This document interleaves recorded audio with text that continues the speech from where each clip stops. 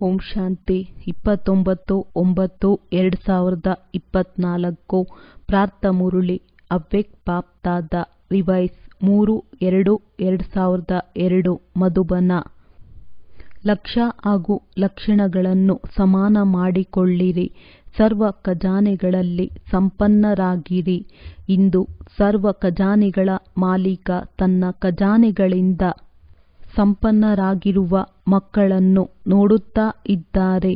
ಮಕ್ಕಳು ಪ್ರತಿಯೊಬ್ಬರೂ ಸರ್ವ ಖಜಾನೆಗಳಿಂದ ಸಂಪನ್ನರಾಗಿದ್ದಾರೆ. ಯಾವ ಮಕ್ಕಳು ಸಂಪನ್ನರಾಗಿರುತ್ತಾರೆ ಅವರ ಚಿಹ್ನೆಯು ಸದಾ ಪ್ರಾಪ್ತಿ ಸ್ವರೂಪ ತೃಪ್ತ ಆತ್ಮರಾಗಿ ಕಂಡುಬರುವುದು. ಏಕೆಂದರೆ ಸದಾ ಸಂಪನ್ನರಾಗಿರುವ ಕಾರಣ ಸದಾ ಖುಷಿಯಲ್ಲಿ ಇರುವುದು.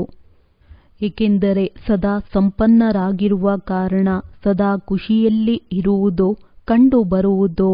ಪ್ರತಿಯೊಬ್ಬರೂ ತಮ್ಮೊಂದಿಗೆ ತಾವೇ ಕೇಳಿಕೊಳ್ಳಬೇಕು, ನನ್ನ ಬಳಿ ಎಷ್ಟು ಖಜಾನೆಗಳು ಜಮಾ ಆಗಿವೆ.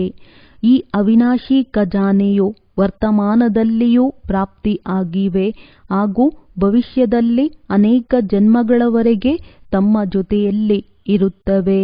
ಈ ಖಜಾನೆಗಳು ಎಂದಿಗೂ ವಿನಾಶವಾಗುವುದಿಲ್ಲ. ಎಲ್ಲದಕ್ಕಿಂತಲೂ ಪ್ರಥಮ ಖಜಾನೆ ಈ ಜ್ಞಾನದ ಖಜಾನೆ ಆಗಿದೆ.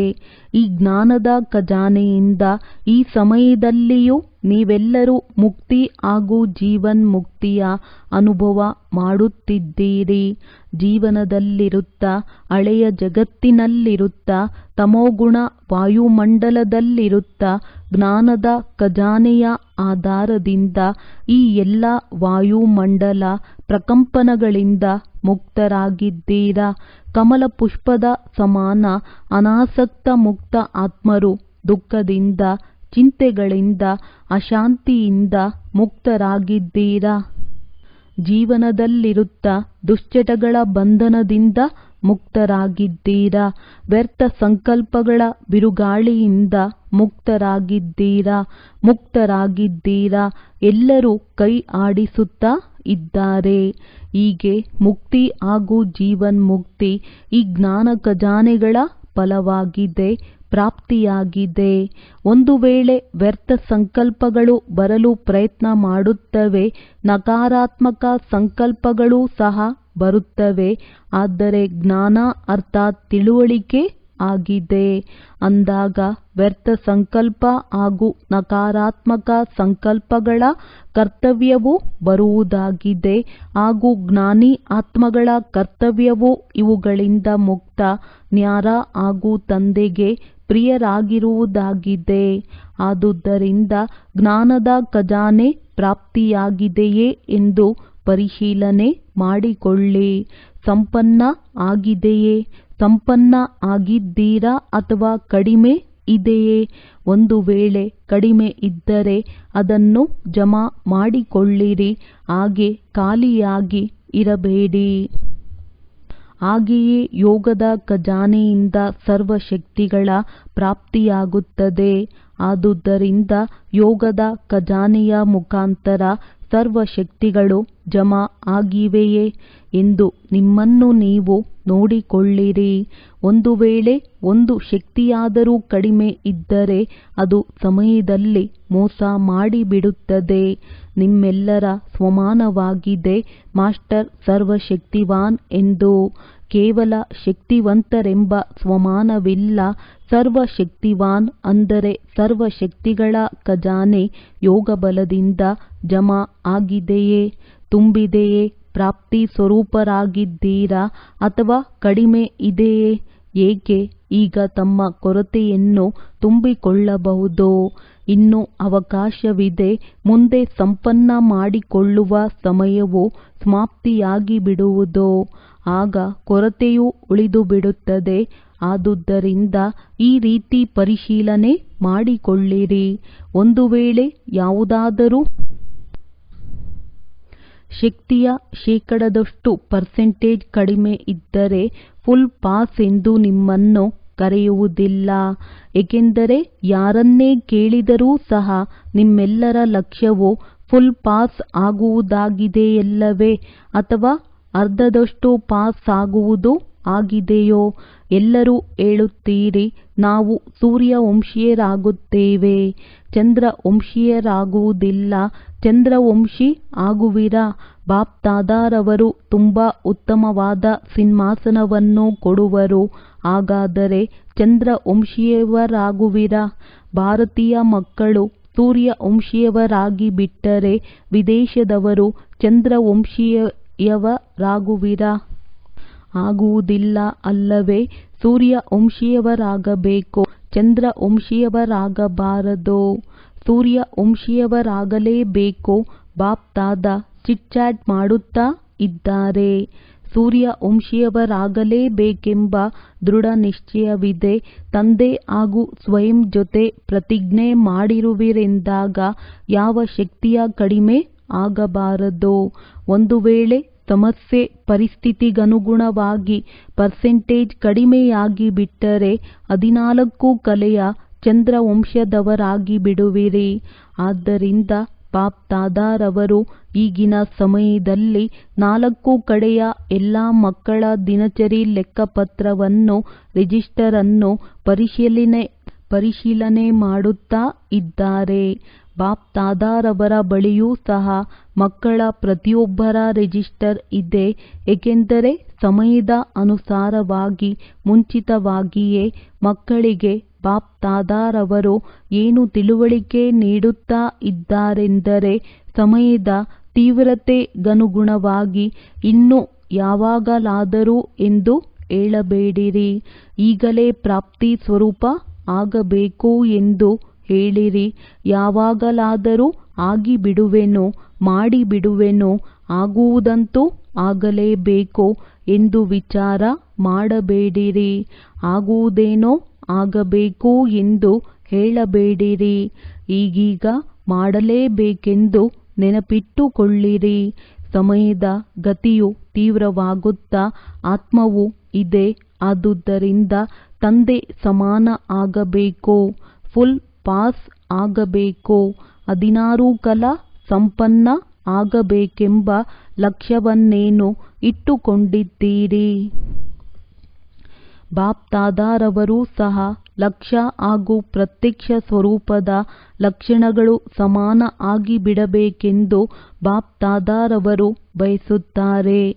ಯಾವಾಗ ಲಕ್ಷ್ಯ ಹಾಗೂ ಲಕ್ಷಣಗಳೆರಡೂ ಸಮಾನ ಆಗುವವೋ ಆಗಲೇ ಸಹಜವಾಗಿ ತಂದೆಯ ಸಮಾನ ಆಗಿಬಿಡುವಿರಿ. ಆದುದರಿಂದ ನಿಮ್ಮನ್ನು ಪರಿಶೀಲನೆ ಮಾಡಿಕೊಳ್ಳಿರಿ. ಆಗಿಬಿಡುವುದು, ಆಗಿಯೇ ಬಿಡುವೆನು ಎಂದು ಹೇಳುವುದೂ ಸಹ ಹುಡುಗಾಟಿಕೆಯಾಗಿದೆ. ಏನು ಮಾಡಬೇಕಾಗಿದೆ, ಏನು ಆಗಬೇಕಾಗಿದೆ, ಏನು ಆಗಬೇಕೆಂಬ ಲಕ್ಷ್ಯ ಇದೆ, ಅದನ್ನು ಇಂದಿನಿಂದಲೇ ಮಾಡಬೇಕು. ಆಗಬೇಕು ಎನ್ನುವುದು ಬುದ್ಧಿಯಲ್ಲಿರಲಿ. ಯಾವಾಗಲಾದರೂ ಎನ್ನುವ ಶಬ್ದವನ್ನು ಉಪಯೋಗಿಸಬೇಡಿರಿ. ಈಗೀಗ ಮಾಡಬೇಕು ಎಂದು ನೆನಪಿಟ್ಟುಕೊಳ್ಳಿರಿ. ಹೀಗೆ ಜ್ಞಾನ ಖಜಾನೆ, ಯೋಗದ ಖಜಾನೆ ಹಾಗೂ ಧಾರಣೆಯ ಖಜಾನೆಗಳಲ್ಲಿ ಸಂಪನ್ನರಾಗಬೇಕು. ಧಾರಣೆಗಳಿಂದ ಗುಣಗಳ ಖಜಾನೆಯು ಜಮಾ ಆಗಿಬಿಡುತ್ತದೆ. ಗುಣಗಳಲ್ಲಿಯೂ ಹೇಗೆ ಸರ್ವಶಕ್ತಿಗಳಿವೆ ಹಾಗೆಯೇ ಸರ್ವ ಗುಣಗಳೂ ಇರಬೇಕು. ಕೇವಲ ಗುಣಗಳಲ್ಲ, ಸರ್ವ ಗುಣಗಳೂ ಇರಬೇಕು. ಸರ್ವ ಗುಣಗಳು ಇವೆಯೇ ಅಥವಾ ಒಂದೆರಡು ಗುಣ ಕಡಿಮೆ ಇದ್ದರೂ ಏನು ನಷ್ಟವಾಗುತ್ತದೆ? ನಡೆಯುತ್ತದೆ ಎಂದು ಯೋಚನೆ ಮಾಡುತ್ತೀರಾ? ನಡೆಯುವುದಿಲ್ಲ. ಆದುದರಿಂದ ಸರ್ವ ಗುಣಗಳ ಜಮಾ ಇದೆ. ಯಾವ ಯಾವ ಕಡಿಮೆ ಇದೆಯೋ ಅದನ್ನು ಪರಿಶೀಲನೆ ಮಾಡಿಕೊಂಡು ಸಂಪನ್ನ ಆಗಿಬಿಡಿ. ಹಾಗೆಯೇ 4ನೇ ಸಬ್ಜೆಕ್ಟ್ ಸೇವೆ ಆಗಿದೆ. ಸೇವೆಯ ಮೂಲಕ ಎಲ್ಲರಿಗೂ ಏನು ಅನುಭವ ಇದೆಯೆಂದರೆ, ಯಾವಾಗಲಾದರೂ ಮನಸಾ ಸೇವೆ ಅಥವಾ ವಾಚಾ ಸೇವೆ ಅಥವಾ ಕರ್ಮದ ಮೂಲಕ ಸೇವೆ ಮಾಡಿದರೆ ಅದರ ಫಲವಾಗಿ ಆತ್ಮಿಕ ಖುಷಿಯು ಪ್ರಾಪ್ತಿಯಾಗುತ್ತದೆ ಎಂದು.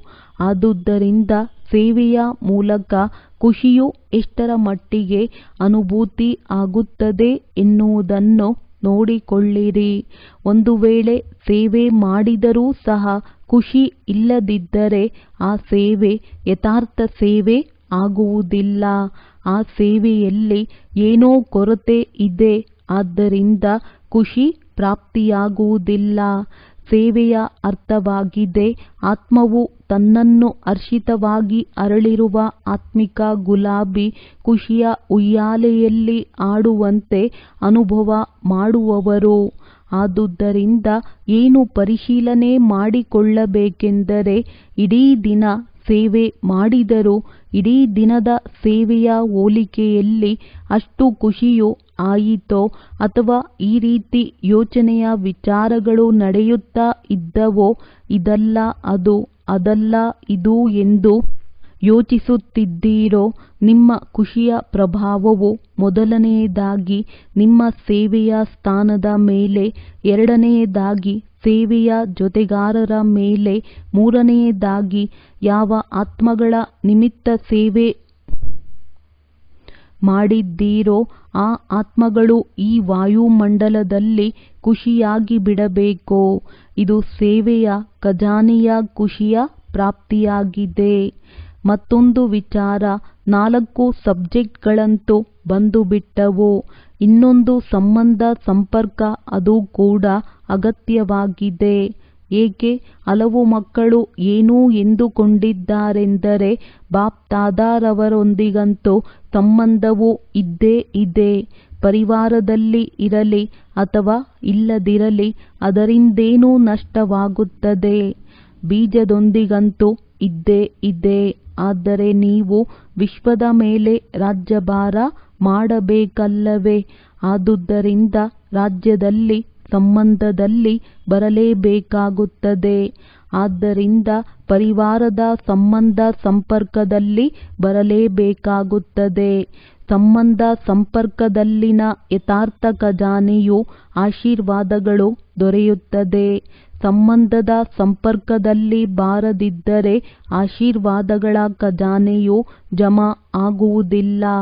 ತಾಯಿ ತಂದೆಯರ ಆಶೀರ್ವಾದಗಳಂತೂ ಇವೆ, ಆದರೆ ಸಂಬಂಧ ಸಂಪರ್ಕದಲ್ಲಿಯೂ ಸಹ ಆಶೀರ್ವಾದಗಳನ್ನು ತೆಗೆದುಕೊಳ್ಳಬೇಕು.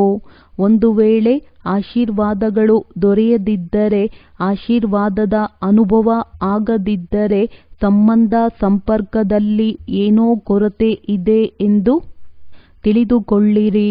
ಒಂದು ವೇಳೆ ಯಥಾರ್ಥ ರೀತಿಯಲ್ಲಿ ಸಂಬಂಧ ಸಂಪರ್ಕವು ಇದ್ದರೆ ಆಶೀರ್ವಾದಗಳ ಅನುಭವವು ಆಗಬೇಕು. ಹಾಗೂ ಆಶೀರ್ವಾದಗಳ ಅನುಭೂತಿಯು ಹೇಗೆ ಇರುತ್ತದೆ ಎಂದು ಅನುಭವಿಯಂತೂ ಆಗಿದ್ದೀರಲ್ಲವೇ? ಒಂದು ವೇಳೆ ಸೇವೆಯಿಂದ ಆಶೀರ್ವಾದಗಳು ಪ್ರಾಪ್ತಿಯಾಗುತ್ತಿದ್ದರೆ, ಸ್ವಯಂ ನೀವು ಸಂಬಂಧದಲ್ಲಿ ಬರುತ್ತಾ ಕಾರ್ಯ ಮಾಡುತ್ತಾ ಹಗುರವಾಗಿರುವಿರಿ. ಹಾಗೂ ಯಾರು ನಮ್ಮ ಸಂಪರ್ಕದಲ್ಲಿ ಬರುತ್ತಾರೋ ಅವರೂ ಸಹ ಹಗುರವಾಗಿರುತ್ತಾರೆ, ಭಾರದ ಅನುಭವ ಮಾಡುವುದಿಲ್ಲ. ಈ ರೀತಿ ಅನುಭವ ಮಾಡುತ್ತಾರೆ. ಸಂಬಂಧದಲ್ಲಿ ಸದಾ ಹಗುರ ಅರ್ಥಾತ್ ನೆಮ್ಮದಿ ಇದೆ, ಭಾರಿಯಾಗಿರುವುದಿಲ್ಲ, ಆರಾಮವಾಗಿ ಇರುವೆನು ಎನ್ನುವ ಅನುಭವ ಮಾಡುವರು. ಸಂಬಂಧದಲ್ಲಿ ಬರೋಣವೋ ಅಥವಾ ಬೇಡವೋ ಎನ್ನುವ ಗೊಂದಲ ಇರುವುದಿಲ್ಲ. ಆದರೆ ಆಶೀರ್ವಾದವು ದೊರೆಯುವ ಕಾರಣ ಎರಡೂ ಕಡೆ ನಿಯಮ ಪ್ರಮಾಣ ನಡೆದುಕೊಳ್ಳುವರು. ಹೇಗೆ ತುಂಬ ಸಿಹಿಯಾಗಿರುವ ಪದಾರ್ಥದ ಮೇಲೆ ಇರುವೆಗಳು ತುಂಬ ಮುತ್ತಿಕೊಳ್ಳುತ್ತವೆ ಎಂಬ ಲೋಕಾಯುಕ್ತಿಯಂತೆ ಇಷ್ಟೊಂದು ಸಾಧಾರಣ ಆಗಬಾರದು, ಡಬಲ್ ಲೈಟ್ ಆಗಿರಬೇಕು. ಆದರೆ ಸಂಬಂಧ ಸಂಪರ್ಕವು ಅಸ್ಥಿರತೆಯನ್ನುಂಟು ಮಾಡುವಷ್ಟು ಸುಲಭ ಆಗಬಾರದು. ಬಾಪ್ ದಾದಾರವರು ನಿಮ್ಮ ಖಜಾನೆಯನ್ನು ಪರಿಶೀಲನೆ ಮಾಡಿಕೊಳ್ಳಿ ಎಂದು ಹೇಳುತ್ತಾ ಸಮಯ ಕೊಡುತ್ತಿದ್ದಾರೆ. ಇನ್ನೂ ಸಮಾಪ್ತಿಯ ಬೋರ್ಡ್ ಹಾಕಲ್ಪಟ್ಟಿಲ್ಲ. ಆದ್ದರಿಂದ ಪರಿಶೀಲನೆ ಮಾಡಿಕೊಳ್ಳುತ್ತಾ ಮುನ್ನಡೆಯುತ್ತಾ ಹೋಗಿರಿ. ಬಾಪ್ ದಾದಾರವರಿಗೆ ಮಕ್ಕಳ ಮೇಲೆ ಪ್ರೀತಿ ಇದೆಯಲ್ಲವೇ? ಮಕ್ಕಳು ಯಾರೂ ಹಿಂದೆ ಉಳಿದು ಬಿಡಬಾರದೆಂದು ಬಾಪ್ ದಾದಾರವರ ವಿಚಾರ ಆಗಿದೆ. ಮಕ್ಕಳು ಪ್ರತಿಯೊಬ್ಬರೂ ಒಬ್ಬರಿಗಿಂತ ಒಬ್ಬರು ಮುಂದೆ ಹೋಗಬೇಕು ಎನ್ನುವ ಇಚ್ಛೆ ಇದೆ. ನಡೆಯುತ್ತಾ ನಡೆಯುತ್ತಾ ದೇಹಾಭಿಮಾನವು ಬಂದು ಬಿಡುತ್ತದೆ. ಸ್ವಮಾನ ಹಾಗೂ ದೇಹಾಭಿಮಾನ ಇವೆರಡಕ್ಕೂ ತುಂಬ ಅಂತರವಿದೆ. ದೇಹಾಭಿಮಾನಕ್ಕೆ ಕಾರಣ ಸ್ವಮಾನದ ಕಡಿಮೆ ಆಗಿದೆ. ಆದ್ದರಿಂದ ದೇಹಾಭಿಮಾನವನ್ನು ದೂರ ಮಾಡಿಕೊಳ್ಳುವ ಸಹಜವಾದ ಸಾಧನವೂ ಇದೆ. ದೇಹಾಭಿಮಾನವು ಒಂದು ಶಬ್ದದ ಕಾರಣದಿಂದ ಬರುತ್ತದೆ. ಆ ಒಂದು ಶಬ್ದವು ಯಾವುದಾಗಿದೆ? ನಾನು ಒಳ್ಳೆಯದು, ನಾನು ಎಂದು ಎಷ್ಟು ಸಲ ಹೇಳುತ್ತಿರುತ್ತೀರಿ? ಇಡೀ ದಿನದಲ್ಲಿ ಎಷ್ಟು ಸಲ ನಾನು ಎಂದು ಹೇಳುತ್ತೀರಿ ಎನ್ನುವುದನ್ನು ಎಂದಾದರೂ ಗಮನವಿಟ್ಟು ಬರೆದಿಟ್ಟಿದ್ದೀರಾ? ಒಳ್ಳೆಯದು ಒಂದು ದಿನ ಬರೆದಿಟ್ಟುಕೊಳ್ಳಿರಿ. ಪದೇ ಪದೇ ನಾನು ಎನ್ನುವ ಶಬ್ದವಂತೂ ಬಂದೇ ಬರುತ್ತದೆ. ಆದರೆ ನಾನು ಯಾರಾಗಿದ್ದೇನೆ? ಮೊದಲನೆಯ ಪಾಠ ನಾನು ಯಾರಾಗಿದ್ದೇನೆ ಎನ್ನುವುದಾಗಿದೆ. ಆದರೆ ದೇಹಾಭಿಮಾನದಲ್ಲಿ ನಾನು ಎಂದು ಹೇಳುತ್ತೀರಿ. ವಾಸ್ತವವಾಗಿ ನಾನು ಯಾರಾಗಿದ್ದೇನೆ? ಆತ್ಮವೋ ಅಥವಾ ದೇಹವೋ? ಆತ್ಮವು ದೇಹವನ್ನು ಧಾರಣೆ ಮಾಡಿತೋ ಅಥವಾ ದೇಹವು ಆತ್ಮವನ್ನು ಧಾರಣೆ ಮಾಡಿತೋ?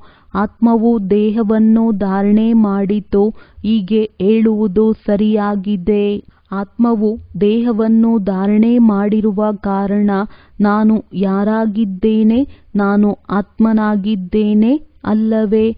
ಆದುದರಿಂದ ದೇಹಾಭಿಮಾನವನ್ನು ದೂರ ಮಾಡುವ ಸಹಜ ಸಾಧನ ಏನಾಗಿದೆ ಎಂದರೆ, ಯಾವುದೇ ಸಮಯದಲ್ಲಿ ನಾನು ಎನ್ನುವ ಶಬ್ದವನ್ನು ಹೇಳುತ್ತೀರೋ ಆಗ ನಾನು ಎಂತಹ ಆತ್ಮನಾಗಿದ್ದೇನೆ ಎನ್ನುವುದನ್ನು ನೆನಪು ಮಾಡಿಕೊಳ್ಳಿರಿ.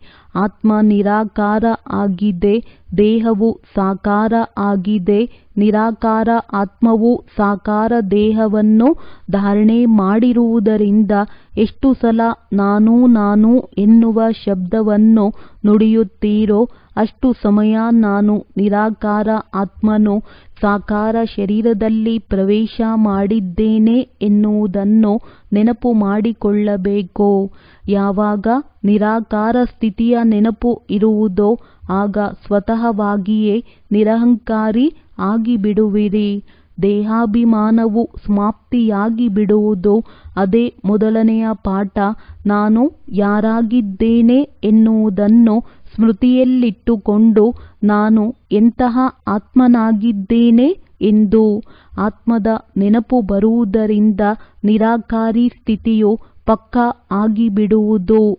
ಎಲ್ಲಿ ನಿರಾಕಾರಿ ಸ್ಥಿತಿ ಇರುವುದೋ ಅಲ್ಲಿ ನಿರಹಂಕಾರಿ ನಿರ್ವಿಕಾರಿ ಆಗಿಯೇ ಬಿಡುವಿರಿ. ಆದ್ದರಿಂದ ನಾಳೆಯಿಂದ ಏನು ಬರೆದಿಟ್ಟುಕೊಳ್ಳಬೇಕೆಂದರೆ, ನಾನು ಎಂಬ ಶಬ್ದವನ್ನು ಹೇಳುವಾಗ ಏನು ನೆನಪಿರುತ್ತದೆ ಹಾಗೂ ಎಷ್ಟು ಸಲ ನಾನು ಎಂಬ ಶಬ್ದವನ್ನು ಉಪಯೋಗಿಸುತ್ತೀರೋ ಅಷ್ಟು ಸಲ ನಿರಾಕಾರಿ, ನಿರಹಂಕಾರಿ, ನಿರ್ವಿಕಾರಿ ಸ್ವತಃವಾಗಿ ಆಗಿಬಿಡುವಿರಿ. ಒಳ್ಳೆಯದು. ಇಂದು ಯುವ ವರ್ಗದ ತಂಡವೂ ಬಂದಿದೆ. ಯುವ ವರ್ಗದವರು ತುಂಬ ಬಂದಿದ್ದಾರೆ. ಬಾಪ್ ದಾದಾರವರು ಯುವ ತಂಡಕ್ಕೆ ಯಾವ ವರದಾನ ನೀಡುತ್ತಾರೆಂದರೆ, ಸದಾ ಪ್ರಾಪ್ತಿ ಸಂಪನ್ನರಾಗಿರಿ ಎಂದು. ಒಂದು ಖಜಾನೆಯನ್ನು ವ್ಯರ್ಥ ಮಾಡಬೇಡಿ. ಪ್ರಾಪ್ತಿ ಸಂಪನ್ನ ಆಗಿರಿ ಹಾಗೂ ಪ್ರಾಪ್ತಿ ಮಾಡಿಕೊಳ್ಳಿರಿ. ಲೌಕಿಕ ಗುರುಜನರು ದೀರ್ಘಾಯು ಉಳ್ಳವರಾಗಿರಿ ಎನ್ನುವ ಆಶೀರ್ವಾದ ಕೊಡುತ್ತಾರೆ. ಆದರೆ ಶರೀರದ ಆಯಸ್ಸು ಎಷ್ಟು ಇದೆಯೋ ಅಷ್ಟೇ ಇರುವುದು ಎಂದು ಬಾಪ್ ದಾದಾರವರು ಹೇಳುತ್ತಾರೆ. ಆದುದರಿಂದ ಶರೀರದ ಆಯಸ್ಸಿನ ಗಣನೆಯಿಂದ ಆಯುಷ್ಯವಂತರಾಗಿರಿ ಎನ್ನುವ ವರದಾನವನ್ನು ಕೊಡುವುದಿಲ್ಲ. ಆದರೆ ಈ ಬ್ರಾಹ್ಮಣ ಜೀವನದಲ್ಲಿ ಸದಾ ಆಯುಷ್ಮಾನ್ ಭವ ಎನ್ನುವ ವರದಾನವನ್ನು ಕೊಡುತ್ತಾರೆ. ಏಕೆ? ಬ್ರಾಹ್ಮಣರಿಂದ ದೇವತೆಯಾಗುವಿರಿ. ಆದುದರಿಂದ ಆಯುಷ್ಯವಂತರು ಆಗುವಿರಲ್ಲವೇ? ಯುವಕರಲ್ಲಿ ಒಂದು ವಿಶೇಷತೆ ಇರುತ್ತದೆ. ನೀವು ಯುವಕರು ನಿಮ್ಮ ವಿಶೇಷತೆಯನ್ನು ತಿಳಿದುಕೊಂಡಿದ್ದೀರಾ? ಯುವಕರಲ್ಲಿ ಯಾವ ವಿಶೇಷತೆ ಇರುತ್ತದೆ? ಏನು ಬಯಸುತ್ತೇವೋ ಅದನ್ನು ಮಾಡಬಲ್ಲೆವು. ಒಳ್ಳೆಯದು ಮಾಡಬಲ್ಲಿರಾ? ಇದು ಒಳ್ಳೆಯ ವಿಶೇಷತೆಯಾಗಿದೆ. ಯುವಕರಲ್ಲಿ ಪ್ರಪಂಚದ ಗಣನೆಯಿಂದ ಏನು ಹೇಳುತ್ತಾರೆಂದರೆ, ಯುವಕರು ಹಠವನ್ನು ಸಾಧಿಸುವವರು ಎಂದು ಹೇಳುತ್ತಾರೆ. ಆ ಜನರು ತಪ್ಪಾಗಿ ಹೇಳುತ್ತಾರೆ. ಆದರೆ ಇಲ್ಲಿ ಬ್ರಾಹ್ಮಣ ಯುವಕರು ಹಠವನ್ನು ಸಾಧಿಸುವವರಲ್ಲ, ಆದರೆ ತಮ್ಮ ಪ್ರತಿಜ್ಞೆಯನ್ನು ಪಕ್ಕಾ ಪಾಲನೆ ಮಾಡುವವರಾಗಿದ್ದಾರೆ. ಪ್ರತಿಜ್ಞೆಯನ್ನು ಭಂಗ ಮಾಡುವವರಲ್ಲ. ಅಂತಹ ಯುವಕರಾಗಿದ್ದೀರಾ. ಕೈ ಎತ್ತುವುದೇನೋ ತುಂಬ ಸಹಜವಾಗಿದೆ. ಬಾಪ್ದಾದಾರವರು ಖುಷಿಯಾಗಿದ್ದಾರೆ. ಕೈ ಎತ್ತುವುದು ಸಹ ಧೈರ್ಯದ ಚಿಹ್ನೆಯಾಗಿದೆಯಲ್ಲವೇ?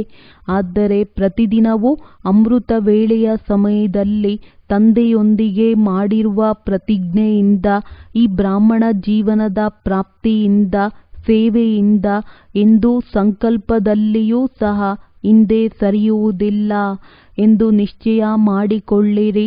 ಈ ಧೈರ್ಯವನ್ನು, ಪ್ರತಿಜ್ಞೆಯನ್ನು ಪ್ರತಿದಿನವೂ ನೆನಪು ಮಾಡಿಕೊಳ್ಳಿರಿ. ಹಾಗೂ ನಾವು ಏನು ಈ ಧೈರ್ಯವನ್ನು ಇಟ್ಟುಕೊಂಡೆವೋ, ಸಂಕಲ್ಪ ಮಾಡಿದೆವೋ, ಅದು ಪ್ರತ್ಯಕ್ಷ ರೂಪದಲ್ಲಿ ಆಗುತ್ತಾ ಇದೆಯೇ ಎಂದು ಪರಿಶೀಲನೆ ಮಾಡಿಕೊಳ್ಳಿರಿ. ಸರ್ಕಾರದವರಂತೂ 3-4 ಲಕ್ಷ ಇಂಥವರು ತಯಾರಾಗಿಬಿಟ್ಟರು ಸಾಕು ಎಂದು ಹೇಳುತ್ತಾರೆ. ಬಾಪ್ದಾದಾರವರು ಏನು ಹೇಳುತ್ತೇವೆಂದರೆ, ಈ ಬ್ರಾಹ್ಮಣ ಒಬ್ಬೊಬ್ಬ ಯುವಕರು ಲಕ್ಷ ಯುವಕರ ಸಮಾನ ಆಗಿದ್ದಾರೆ ಎಂದು. ಇಷ್ಟು ಪಕ್ಕಾ ಆಗಿದ್ದೀರಾ? ಅಥವಾ ಮನೆಗೆ ಹೋಗಿ ಬಾಬಾ, ಮಾಯೆಯು ಬಂದು ಬಿಟ್ಟಿತೋ, ಹಳೆಯ ಸಂಸ್ಕಾರ ಪ್ರಕಟವಾಗಿ ಬಿಟ್ಟಿತೋ, ಸಮಸ್ಯೆಯು ಬಂದು ಬಿಟ್ಟಿತೋ ಎಂದು ಪತ್ರ ಬರೆಯುವವರಾಗಬಾರದು. ಸಮಸ್ಯೆಗಳ ನಿವಾರಣಾ ಸ್ವರೂಪರಾಗಿರಿ. ಸಮಸ್ಯೆಗಳೇನೋ ಬರುತ್ತವೆ, ಆದರೆ ನಾನು ಯಾರಾಗಿದ್ದೇನೆ ಎಂದು ನಿಮ್ಮೊಂದಿಗೆ ಕೇಳಿಕೊಳ್ಳಿರಿ.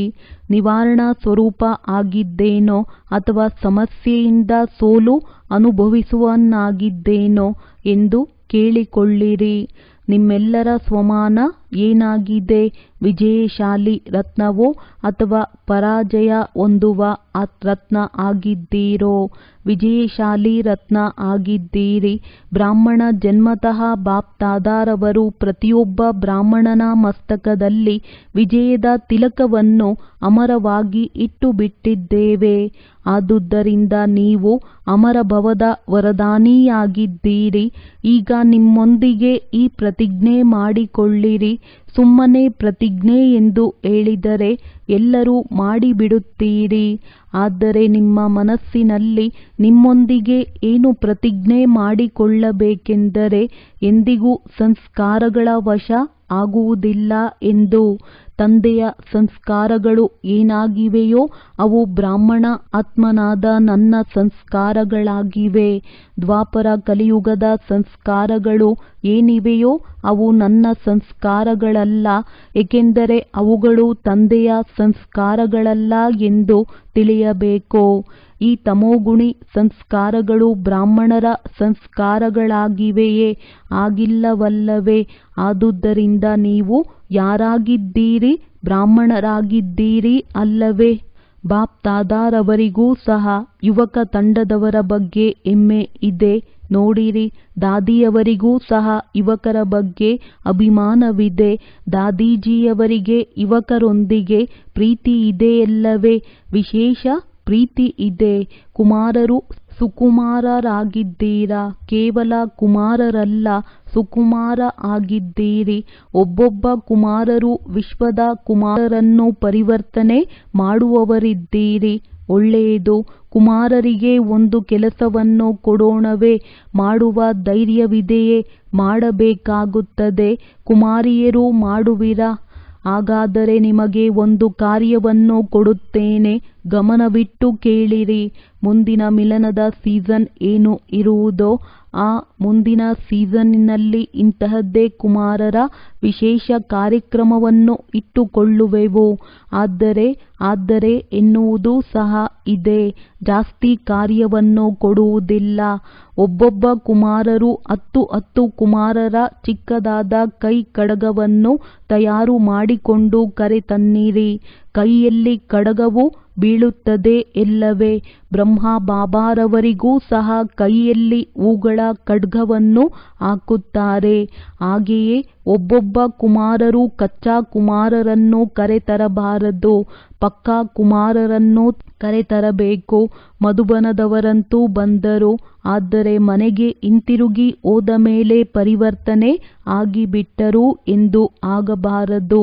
ಎಂತಹ ಪಕ್ಕಾ ಕುಮಾರರನ್ನು ಕರೆತರಬೇಕೆಂದರೆ ಅವರನ್ನು ಬಾಪ್ ತಾದಾರವರು ನೋಡಿ ನೋಡಿ ಬೇಷ್ ಕುಮಾರರೇ ಬೇಷ್ ಎಂದು ಹೊಗಳುವಂತಿರಬೇಕು. ಈ ರೀತಿ ಮಾಡುವುದಕ್ಕೆ ತಯಾರಾಗಿದ್ದೀರಾ? ಹೀಗೆ ಮಾಡುವಿರಾ? ಸ್ವಲ್ಪ ವಿಚಾರ ಮಾಡಿರಿ. ಸುಮ್ಮನೆ ಕೈ ಎತ್ತಿ ಬಿಡಬೇಡಿರಿ. ಮಾಡಬೇಕಾಗುವುದು ಹಾಗೂ ಅವರನ್ನು ತಯಾರು ಮಾಡಬೇಕಾಗುವುದು. ಡಬಲ್ ವಿದೇಶಿಯರು ಮಾಡುವಿರಾ? ಡಬಲ್ ವಿದೇಶದಿಂದ ಬಂದಿರುವ ಕುಮಾರರು ಕೈ ಎತ್ತಿರಿ. ನೀವು ಸಹ 10 ಪಕ್ಕಾ ಕುಮಾರರನ್ನು ಕರೆತರುವಿರಲ್ಲವೇ? ವಿದೇಶಿಯರೂ ಸಹ ಕರೆತರುವರು, ಭಾರತೀಯರೂ ಸಹ ಕರೆತರುವರು. ಆಮೇಲೆ ಯಾರು ಫಸ್ಟ್ ಕ್ಲಾಸ್ ಗುಣಮಟ್ಟದವರನ್ನು ಕರೆತರುವಿರೋ ಅವರಿಗೆ ಬಹುಮಾನವನ್ನು ಕೊಡುವರು. ಬಹುಮಾನವೂ ಸಹ ಉತ್ಕೃಷ್ಟವಾದುದನ್ನು ಕೊಡುವರು, ಕಳಪೆಯಾಗಿರುವುದನ್ನು ಕೊಡುವುದಿಲ್ಲ. ಕುಮಾರರೊಂದಿಗೆ ಪ್ರೀತಿ ಇದೆಯಲ್ಲವೇ? ಒಂದು ವೇಳೆ ಸರ್ಕಾರದವರಿಗೆ ಸಕಾರಾತ್ಮಕ ಕರ್ಮವನ್ನು ಮಾಡುವ ಅಧಿಕ ಸಂಖ್ಯೆಯ ಕುಮಾರರು ದೊರೆತುಬಿಟ್ಟರೆ ಅವರು ಎಷ್ಟೊಂದು ಖುಷಿ ಪಡುವರು. ಹಾಗೇನಾದರೂ ನೀವು 10 ಕುಮಾರರನ್ನು ಕರೆತಂದರೆ ಇಡೀ ಹಾಲ್ ಕುಮಾರರಿಂದ ತುಂಬಿ ಹೋಗುವುದು. ಆಗ ಈ ಕುಮಾರರನ್ನು ನೋಡಿರಿ ಎಂದು ಸರ್ಕಾರದವರನ್ನು ಕರೆಸುವರು. ಆದರೆ ನೀವು ಕುಮಾರರನ್ನು ಇದೇ ತಯಾರು ಮಾಡಿ ಕರೆತರಬೇಕಾಗುತ್ತದೆ. ಒಂದು ವೇಳೆ ನಿಮ್ಮ ಸ್ಥಿತಿ ಲಕ್ಷ್ಯ ಹಾಗೂ ಲಕ್ಷಣವನ್ನು ಸಮಾನವನ್ನಾಗಿ ಇಟ್ಟುಕೊಂಡರೆ ಸೇವೆಯಲ್ಲಿ ಸಫಲತೆ ಆಗುವುದೋ ಅಥವಾ ಆಗುವುದಿಲ್ಲವೋ ಎಂಬ ಸಂಕಲ್ಪವೂ ಸಹ ಉತ್ಪನ್ನವಾಗುವುದಿಲ್ಲ. ಹಾಗೆಯೇ ಬಿಟ್ಟಿದೆ. ಕೇವಲ ನೀವು ನಿಮಿತ್ತರಾಗಬೇಕಾಗುತ್ತದೆ. ಈ ಪ್ರತಿಜ್ಞೆಯನ್ನು ಸದಾ ಪುನರಾವೃತ್ತಿ ಮಾಡುತ್ತಾ ಇರಿ. ಕಮಾಲ್ ಅಂತೂ ಮಾಡಲೇಬೇಕು. ಒಳ್ಳೆಯದು. ಮುರುಳಿಯ ಮಧ್ಯದಲ್ಲಿ ಅಕಸ್ಮಾತ್ತಾಗಿ 2 ಕುಮಾರರು ಬಾಪ್ ತಾದಾರವರ ಎದುರಿನಲ್ಲಿ ಮಂಚದ ಮೇಲೆ ಬಂದುಬಿಟ್ಟರು. ಅವರನ್ನು ಅಲ್ಲಿಂದ ಕರೆದುಕೊಂಡು ಹೋಗಲಾಯಿತು. ಒಳ್ಳೆಯದು. ಈ ನಾಟಕವೆಂಬ ಆಟದಲ್ಲಿ ಮತ್ತೊಂದು ಆಟವನ್ನು ನೋಡಿದ್ದೀರಿ. ಈಗ ಬಾಪ್ ತಾದಾರವರು ಸಾಕ್ಷಿಯಾಗಿ ನಾಟಕವನ್ನು ನೋಡುವರು. ಮನೋರಂಜನೆ ಎನಿಸಿತು. ಈಗ 1 ಸೆಕೆಂಡಿನಲ್ಲಿ ಒಂದೇ ಸಲ ದೇಹದಿಂದ ಭಿನ್ನವಾದ ಶಕ್ತಿಪೂರ್ಣ ಆತ್ಮಿಕ ರೂಪದಲ್ಲಿ ಸ್ಥಿತರಾಗಬಲ್ಲಿರಾ? Full stop ಹಾಕಿಬಿಡಿ. ಬಾಪ್ ತಾದಾ ತುಂಬಾ ಪವರ್ಫುಲ್ ಡ್ರಿಲ್ ಮಾಡಿಸಿದರು. ಒಳ್ಳೆಯದು. ಇದೇ ಅಭ್ಯಾಸವನ್ನು ಮಧ್ಯ ಮಧ್ಯದಲ್ಲಿ ಮಾಡಬೇಕು. ಈಗ ತಾನೇ ಕಾರ್ಯದಲ್ಲಿ ಬಂದಿರಿ. ಇದೀಗಲೇ ಕಾರ್ಯದಿಂದ ನ್ಯಾರ ಆಗಿ ಸಾಕಾರಿಯಿಂದ ನಿರಾಕಾರಿ ಸ್ಥಿತಿಯಲ್ಲಿ ಸ್ಥಿತರಾಗಿ ಬಿಡಬೇಕು. ಹಾಗೆಯೇ ಈ ಒಂದು ಅನುಭವವನ್ನು ನೋಡಿದ್ದೀರಿ. ಯಾವುದಾದರೂ ಸಮಸ್ಯೆಯೂ ಬಂದರೆ ಇದೇ ರೀತಿ 1 ಸೆಕೆಂಡಿನಲ್ಲಿ ಸಾಕ್ಷಿ ಸ್ವರೂಪರಾಗಿ ಸಮಸ್ಯೆಯನ್ನು ರಸ್ತೆ ಬದಿಯ ದೃಶ್ಯವೆಂದು ತಿಳಿದು ಬಿರುಗಾಳಿಯನ್ನು ಒಂದು ಉಡುಗೊರೆ ಎಂದು ತಿಳಿದುಕೊಂಡು ಅದರಿಂದ ಪಾರಾಗಿರಿ. ಅಭ್ಯಾಸ ಇದೆಯಲ್ಲವೇ? ಮುಂದೆ ಹೋದಂತೆ ಇಂತಹ ಅಭ್ಯಾಸದ ಅವಶ್ಯಕತೆಯೂ ತುಂಬ ಉಂಟಾಗುವುದು. ಆಗ ಫುಲ್ ಸ್ಟಾಪ್ ಹಾಕಬೇಕು. ಪ್ರಶ್ನಾರ್ಥಕ ಚಿಹ್ನೆ ಹಾಕಬಾರದು. ಇದು ಏಕೆ ಆಯಿತು, ಹೇಗೆ ಆಯಿತು ಎಂದು ವಿಚಾರ ಮಾಡಬಾರದು. ಆಗಿ ಹೋಯಿತು ಎಂದು ಪೂರ್ಣ ವಿರಾಮ ಇಟ್ಟುಬಿಡಿ. ಆಗ ತಮ್ಮ ಸಂಪೂರ್ಣ ಶಕ್ತಿಶಾಲಿ ಸ್ಥಿತಿಯಲ್ಲಿ ಸ್ಥಿತರಾಗಿಬಿಡಿ. ಆಗ ಸಮಸ್ಯೆಯು ಕೆಳಗೆ ಉಳಿದು ಬಿಡುವುದು. ನೀವು ಶ್ರೇಷ್ಠ ಸ್ಥಿತಿಯಿಂದ ಸಮಸ್ಯೆಯನ್ನು ರಸ್ತೆ ಬದಿಯ ದೃಶ್ಯವೆಂದು ನೋಡುತ್ತಾ ಇರುವಿರಿ. ಒಳ್ಳೆಯದು. 4 ಕಡೆಯ ಸರ್ವ ಖಜಾನೆಗಳಿಂದ ಸಂಪನ್ನ ಆಗಿರುವ ಆತ್ಮಗಳಿಗೆ ಸದಾ ಪ್ರತಿ ಸಮಯದಲ್ಲಿಯೂ ಪ್ರಾಪ್ತಿಗಳಿಂದ ಸಂಪನ್ನ ಮುಳುಗುತ್ತಿರುವ ಹರ್ಷಿತರಾಗಿರುವ ಆತ್ಮಗಳಿಗೆ ಸದಾ ತಂದೆಯೊಂದಿಗೆ ಮಾಡಿರುವ ಪ್ರತಿಜ್ಞೆಯನ್ನು ಜೀವನದಲ್ಲಿ ಪ್ರತ್ಯಕ್ಷಗೊಳಿಸುವ ಜ್ಞಾನಿ ಆತ್ಮಗಳಿಗೆ, ಯೋಗಿ ಆತ್ಮರಾದ ಮಕ್ಕಳಿಗೆ ಸದಾ ಲಕ್ಷ್ಯ ಹಾಗೂ ಲಕ್ಷಣಗಳನ್ನು ಸಮಾನ ಮಾಡಿಕೊಳ್ಳುವ ತಂದೆಯ ಸಮಾನ ಆತ್ಮಗಳಿಗೆ ಸದಾ ಪ್ರತಿ ಸಮಯದಲ್ಲಿ ಪ್ರತಿ ಖಜಾನೆಗಳನ್ನು ಸಂಗ್ರಹ ಹಾಗೂ ಪೂರ್ಣ ವಿರಾಮ ಇಡುವ ತೀವ್ರ ಪುರುಷಾರ್ಥಿ ಶ್ರೇಷ್ಠ ಆತ್ಮಗಳಿಗೆ ಬಾಪ್ ತಾದಾರವರ ನೆನಪು ಪ್ರೀತಿ, ಹೃದಯ ರಾಮನ ಹೃದಯಪೂರ್ವಕವಾದ ನೆನಪು ಪ್ರೀತಿ ಹಾಗೂ ನಮಸ್ತೆ. ವರದಾನ: ಪರಿಸ್ಥಿತಿಗಳನ್ನು ಶಿಕ್ಷಕ ಎಂದು ತಿಳಿದು ಅದರಿಂದ ಪಾಠ ಕಲಿಯುವಂತಹ ಅನುಭವಿ ಮೂರ್ತಿ ಭವ. ಯಾವುದೇ ಪರಿಸ್ಥಿತಿಗೆ ಗಾಬರಿಯಾಗುವ ಬದಲು ಸ್ವಲ್ಪ ಸಮಯಕ್ಕಾಗಿ ಅದನ್ನು ಶಿಕ್ಷಕ ಎಂದು ತಿಳಿಯಿರಿ. ಪರಿಸ್ಥಿತಿ ನಿಮ್ಮನ್ನು ವಿಶೇಷ 2 ಶಕ್ತಿಗಳ ಅನುಭವಿಗಳನ್ನಾಗಿ ಮಾಡುವುದು. ಒಂದು ಸಹನಶೀಲತೆ ಮತ್ತು ಇನ್ನೊಂದು ಎದುರಿಸುವಂತಹ ಶಕ್ತಿ. ಈ 2 ಪಾಠ ಕಲಿತಾಗ ಅನುಭವಿಯಾಗಿ ಬಿಡುವಿರಿ. ಯಾವಾಗ ಹೇಳುವಿರಿ ನಾನು ಟ್ರಸ್ಟಿಯಾಗಿದ್ದೇನೆ, ನನ್ನದೇನೂ ಇಲ್ಲ ಎಂದು, ಅಂದ ಮೇಲೆ ಪರಿಸ್ಥಿತಿಗಳಿಗೆ ಏಕೆ ಗಾಬರಿಯಾಗುವಿರಿ? ಟ್ರಸ್ಟಿ ಎಂದರೆ ಎಲ್ಲವನ್ನೂ ತಂದೆ ಒಪ್ಪಿಸಿರುವವರು. ಆದ್ದರಿಂದ ಏನಾಗುವುದೋ ಅದು ಒಳ್ಳೆಯದೇ ಆಗುವುದು. ಈ ಸ್ಮೃತಿಯಿಂದ ಸದಾ ನಿಶ್ಚಿಂತ ಸಮರ್ಥ ಸ್ವರೂಪದಲ್ಲಿರಿ. ಸ್ಲೋಗನ್: ಯಾರ ಮಾತು ಮಧುರವಾಗಿರುತ್ತೆ ಅವರು ಎಂದೂ ಮರೆತೂ ಸಹ ಯಾರಿಗೂ ದುಃಖ ಕೊಡಲು ಸಾಧ್ಯವಿಲ್ಲ. ಒಳ್ಳೆಯದು. ಓಂ ಶಾಂತಿ.